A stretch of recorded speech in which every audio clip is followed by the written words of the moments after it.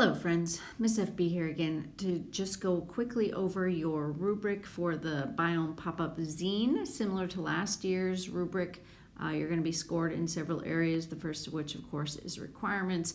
Do you have all the required elements? Are you missing some elements? Or are your elements out of order? So notice that starts dinging you right away at number 4. So you want to be sure that you get all the elements and you want them there right away. Your citations, do you have the required amount? Are the required amount from library resources? And are they in the correct MLA format?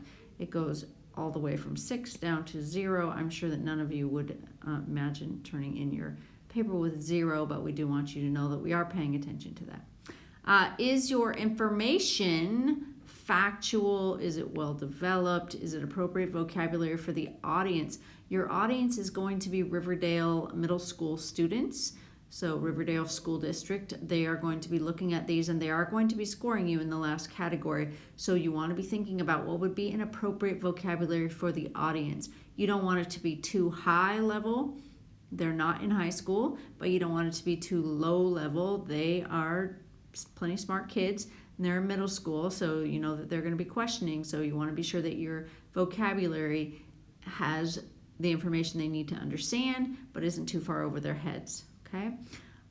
Also, make sure that your information is not too short and that it is specific, okay? Then you're being graded on spelling, as usual. We prefer 0 spelling errors, and that should be pretty easy to do. Check each other, so person 1, check person 2, and person 3, person 2, check 3 and 1, etc. Okay?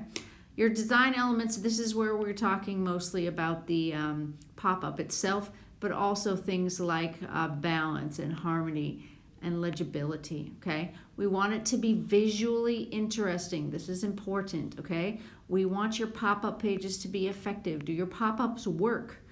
Do they look like the things they're supposed to look like? Is your information that you have appropriate and legible? You can handwrite if you want, or you can type it all up, cut it out, and glue it on. If you use a pen, it should not leak through, okay? Your text should be left justified. You need to make sure you leave margins enough for us when we glue, because we have to glue these pages in, unlike last time when we stapled them. This time we're gluing, so you have to leave a little bit of margin on the edges, okay? If you have errors, those will start to take you down. If you don't use the correct font size, that's going to start taking you down. Font size, we don't have a particular size you have to use, but you need to make sure that it's readable. Okay, it shouldn't be so small that we have to squint to see it.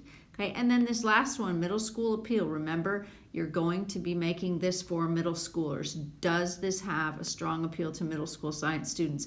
This is the category where the kids at Riverdale are going to be grading you. So they're the ones who are going to say if this appeals to them or not. You need to think back to when you were in middle school. How did you think about stuff? What was interesting to you? What would you have found to be effective if you were the reader in middle school? So that's what we're looking for, and those are the things you're going to be scored on. If you have any questions, please be sure you check with me, Mr. Lum, or Mr. Butcher.